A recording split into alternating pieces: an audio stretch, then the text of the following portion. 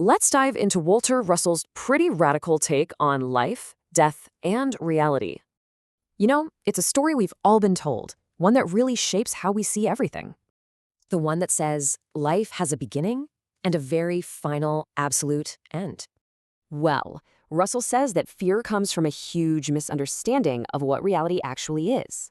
So what if that whole story we've been told is just flat out wrong? Okay, so Russell breaks it down, what our senses tell us versus what he calls the mind universe. See, for him, life and death aren't opposites. They're just two directions of the same thing.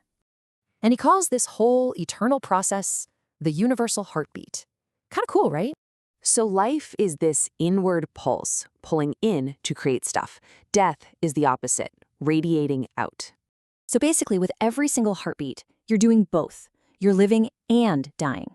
Okay, this all leads to a really wild conclusion. According to Russell, matter isn't actually real.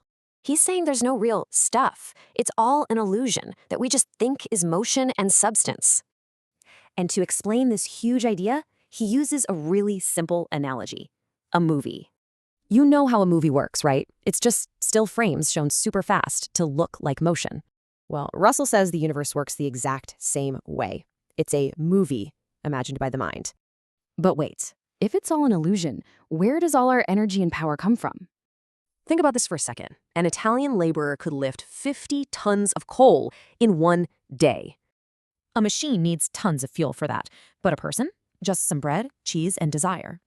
So the big takeaway here is that energy is in the mind, not in matter itself. Knowing this totally changes the game. You go from being a servant of matter to its master.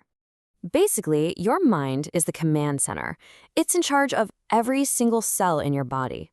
He says your body is literally the electric record of your thinking. What it is what you've thought.